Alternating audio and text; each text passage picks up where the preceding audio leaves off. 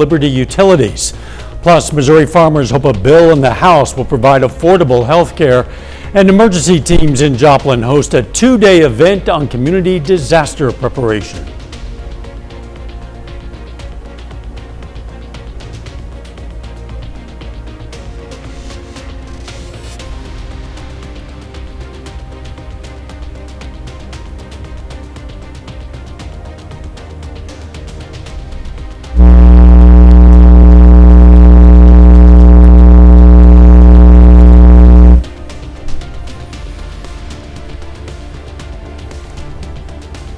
The 4 states' most watched news starts now.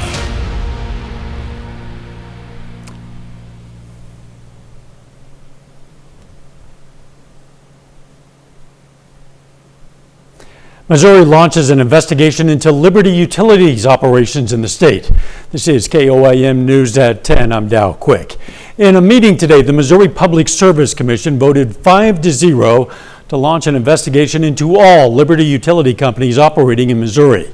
The commission says this investigation comes following a series of inquiries, complaints, and comments from customers about Liberty's billing and customer service.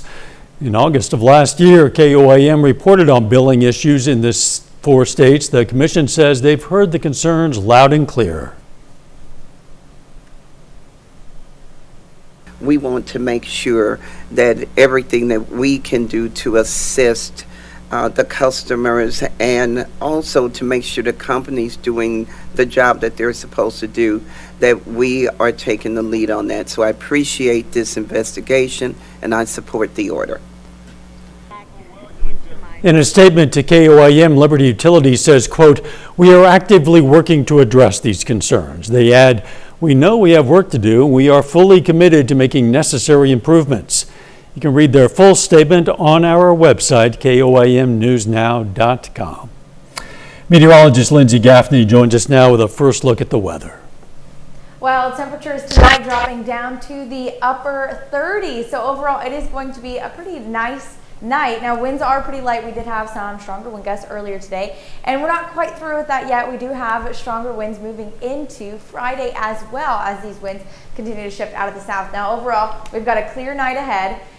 Not really much going on, at least for the next couple of days. We have more rain chances coming in, but first we've got a couple of dry fronts that are moving in later on in the evening on Friday. So let's look at those wind gusts. We've got winds gusting southwest 20-25 miles per hour. They're going to continue to shift a little bit further south and then gust up to 40-45 miles per hour later in the day. But by mid-afternoon, we're going to see that wind shift line coming through. Winds shift out of the north. It is a dry front, so not expecting any rain chances with this, but winds do pick up as we head into Saturday as well. But I'm going to have a full forecast coming up. See you soon. Joplin authorities responded to a house fire last night in the 800 block of South Ohio Avenue. That's just south of Ewart Park.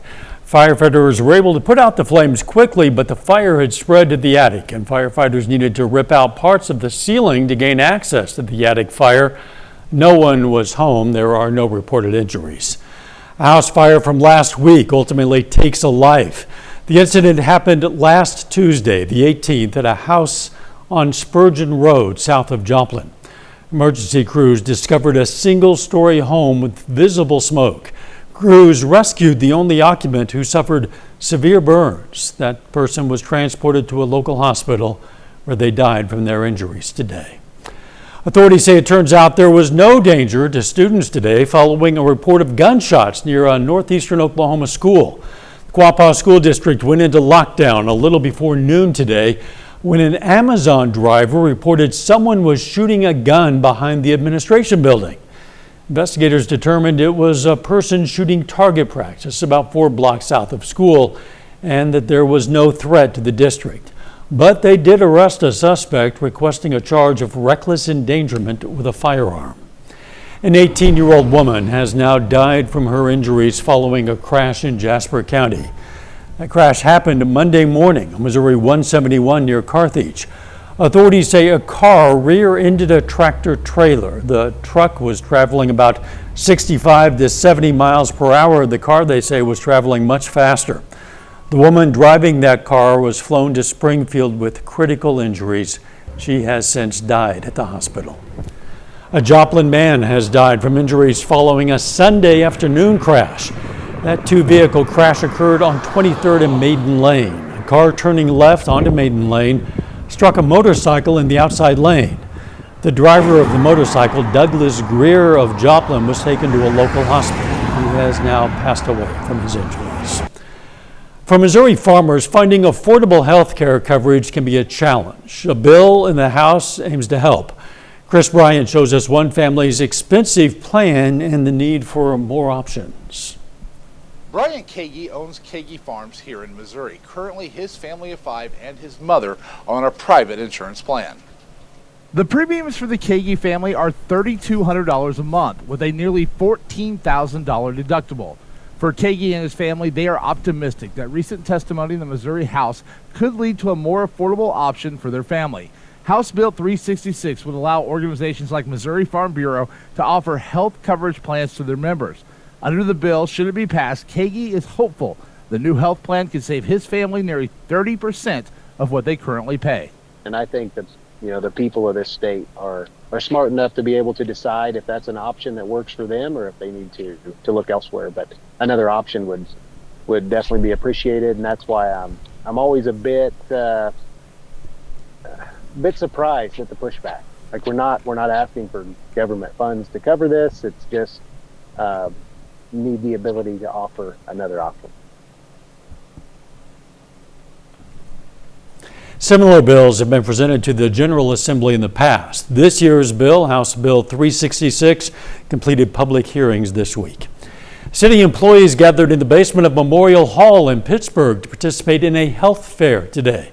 The event provided such services as blood pressure checks, as well as information on dentists and doctors in the area.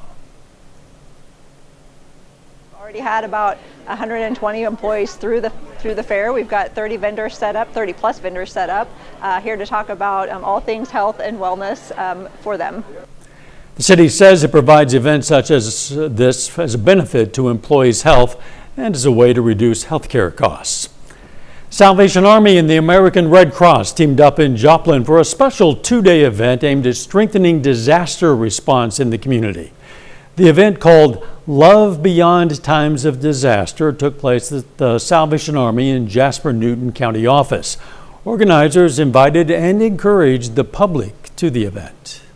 We'd love for them to come out and learn more about the resources that we can provide to families that have experienced an emergency, but also to learn how they can prepare themselves in case of an emergency that happens. The more prepared you are, the more you know your neighbors, the more resilient the community will be. This free event is open to the public, and vendors, anyone interested, can register online. Community members of all ages celebrated a new Story Walk installation in Joplin with a ribbon cutting. That story is coming up, and the class of 2038 will soon take their first steps into their school years. The class of 2038 will begin school this fall, and the Carthage School District is helping parents get their soon-to-be kindergartners ready for school.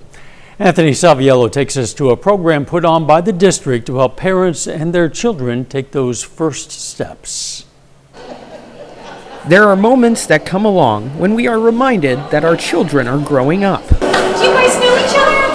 Yeah! Getting ready to take their first steps towards kindergarten is one of those moments. It also helps parents understand, what does it really look like to be a kindergartner in 2025? The expectations and what kindergarten looks like is very different from when I went to kindergarten. And so helping our families understand what they can do as parents to help make sure their child has a great start to their educational experience. It's a chance for children to meet their teachers, and for teachers to meet the families.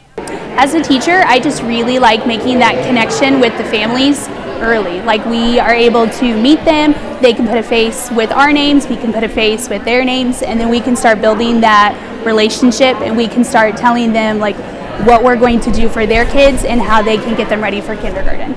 All of them are tested. Every year I'm kind of surprised by how much some of these students really know. They are at this age such little sponges that they really do soak up everything that's given to them. So I'm always excited to see what they've already soaked up and then what we can kind of take them on to the next level with. And any questions a parent may have are answered. also think a lot of parents are worried about, what's that person going to be? Who's going to be their teacher? Who can I go to with questions? And so just really forming that partnership between the school and those parents to make sure each child is successful.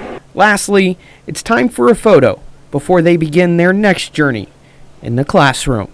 In Carthage, Anthony Saviello, KOAM News. Kindergarten First Steps program will continue tomorrow from 9 a.m. to 3 p.m. If you can't attend, you can contact the school district to set up a time for your child. One Joplin unveils a new Story Walk installation at Leonard Park. Story Walk features permanent holders that follow a paved scenic path through the park. One Joplin partnered with both the Joplin Family YMCA and the city's Parks and Rec Department to create the Story Walk.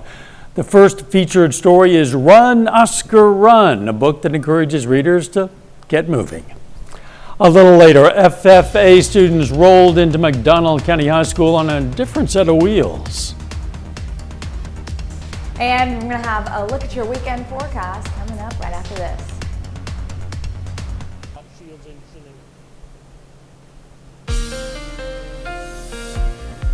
Well, after a spring-like week, we're heading into a spring-like weekend. Let's go ahead and take a look outside. Indigo Sky Casino and Resort. Clear skies out there, looking fantastic. We had a bit of a windier day today, but winds are dying down and we are looking ahead to a really nice week. Now, temperatures today got into the mid to upper 60s, and you can see our low is right about average, but our high about 10 degrees above where we should be this time of year. We're going to stay like that at least through Friday. Our temperatures are getting even higher above average into the low to mid 70s. Now, we do have a cold front coming through on Friday evening. That's going to drop our temperatures on Saturday. But until then, it is going to be beautiful even through Friday. Although we are having a bit of a windier morning, the sun shining, temperatures are warm, so we won't really mind the wind too much because it is going to bring cooler temperatures. Now, we're getting into the mid 60s by 11 a.m.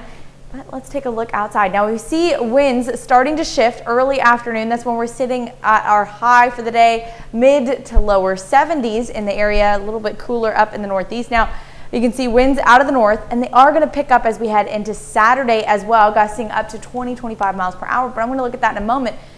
Outside of the winds, nothing really happens along this front. It's a dry front. We do see some clouds pushing in, but it's not going to cause us to be too cloudy on Saturday. Looking still pretty good. Sunny. Temperatures are cooler though, about 20 degrees cooler, down in the mid to lower 50s.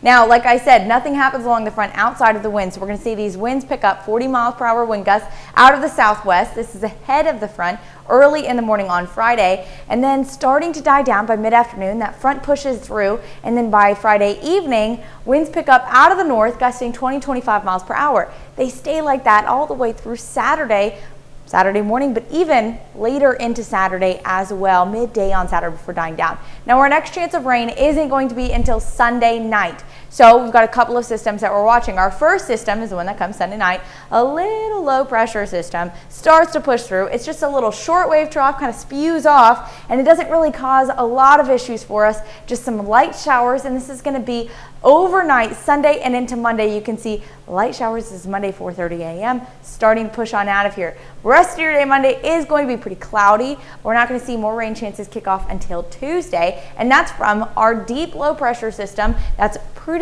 deep far out there in the west.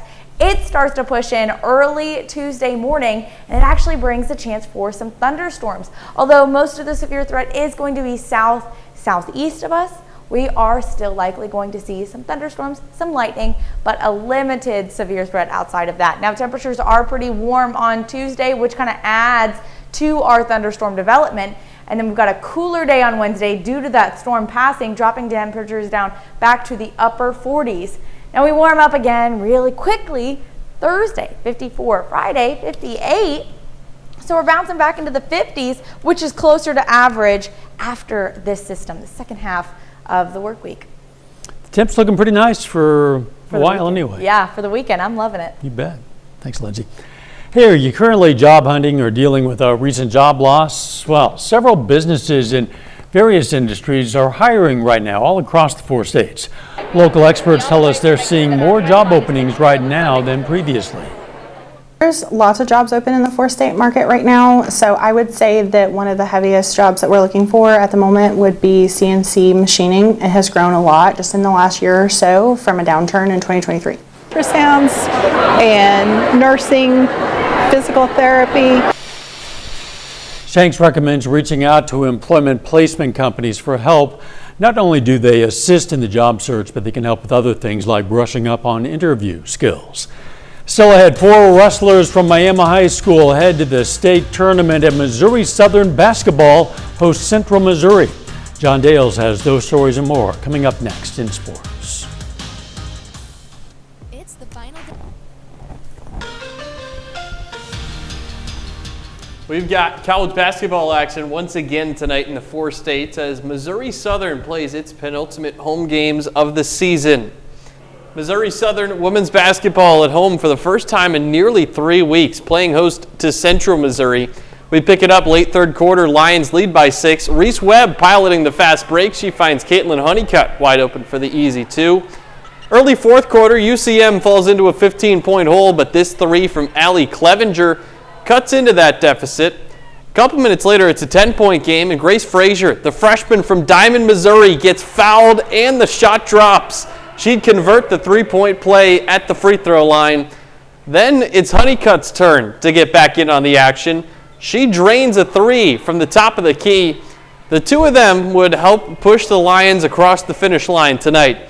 Frazier rises up from the free throw line here and buries it. She finishes with 14 points and 7 assists. Then Honeycutt again. This time it's a teardrop floater. She gets it to fall. She scores 15 to go with 4 rebounds. Southern pulls away down the stretch for its second win in a row. Final score 78-59.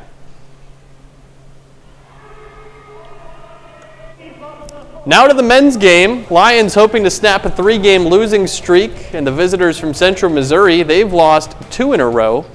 The Mules get their first 3 points of the night, courtesy of a Kyron Tilley 3-ball. That puts them up 3-2, 90 seconds in. The Lions, though, would quickly find their offensive rhythm. 8 minutes in, Justin Duff fires away from the top of the key. That shot falls. Southern takes a 13-12 lead, and a minute later, Martin Macinas is open from the far wing. His 3-pointer is good. That puts Southern up by 2. Then Isaiah Atwater, running the fast break, puts the moves on his defenders, and he scores. Lions lead by 6. But this next possession would be emblematic of the entire night. Tyrone Wright gets a big-time block there, but the Mules get it back. Second chance jumper, no good. After another offensive rebound, Tilley hits a wide-open 3 on the third chance opportunity. Southern gets off to a fast start, but fades away in the second half. Lions lose their 4th straight. Final score 78-56. And it's high school wrestling state tournament time here in the 4 states, in Missouri, Oklahoma, and in Kansas. We've got a ton of our wrestlers who are making the trip to state over the past couple of days. And at Frontenac High School, 11 wrestlers are headed to state, 6 of them from the girls' team. Abby Albright, Ella Blythe, Maya Courtney, Piper Lowe, Mason Mutz, and Kylan Perry. Then on the boys' side, 5 more Raiders are state-bound. Cruz Pickle, Scott Sloan, Dominic Ricciardi, Chance Wilderman, and Cash Wilderman. I put more effort in and been more motive about how I should go upon things, and I've worked really hard for where I'm at, and I'm very, very thankful for everything. It's pretty awesome, especially seeing my growth from last year to this year during season. It's just really cool knowing I get to show that at the state tournament now this year, because last year I was a little whammy, and this year I'm like actually kind of good. So I'm excited to show that off in front of everyone and prove that I can be the best of my abilities.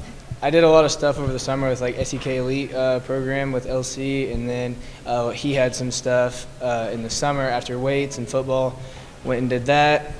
Wrestled at Adidas Nationals, Texas Duels, so see a lot of good guys there, and you can't beat the best if you don't wrestle them, so that helps a lot. We've got a young team here, but they're a pretty strong team, pretty bonded team. They've been wrestling for a while together, and I've actually been coaching a lot of them for a long time through junior high and youth league, so it's a special group. The seniors that we had this year, they're special to me. The young kids, though, they're just as special and they're just as tough. And over in Missouri, a couple of our local wrestlers are state champions tonight. Colton Rourke from Cassville at 165 pounds and Emery Crawford from El Dorado Springs at 150. Both of them individual state champs. Wow, congratulations to them. And also it looks like the Frontenac wrestling team might have even more bright days ahead. We'll see. We'll be right back.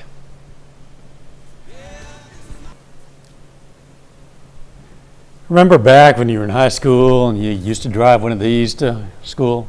Yeah, me neither. But this was Drive Your Tractor to School Day at McDonald County High School. It's in honor of FFA Week, and a number of kids drove their tractors to school. The school's Facebook page posted photos of some of the cool rides and the proud young drivers, mostly tractors, but a few other ATVs and even one little kind of toy tractor there. I don't know if he actually drove that all the way to school, but when it showed up in the parking lot, a lot of fun for those kids, and many of them will be future farmers, of course. Weather looking pretty nice. Oh yeah, it's been beautiful these last couple of days. Will continue to be so. Friday, getting into the 70s. Dry front moves through, so we're going to drop our temperatures down for the weekend, but more rain chances start to pick up Sunday night. Final sports note. In addition to Missouri Southern women's basketball, winning tonight, Caitlin Honeycutt becomes the all-time leader in three-pointers made in program history. Congratulations to her. Thanks for joining us. Morning show starts at 5 a.m. Let's make it a great tomorrow.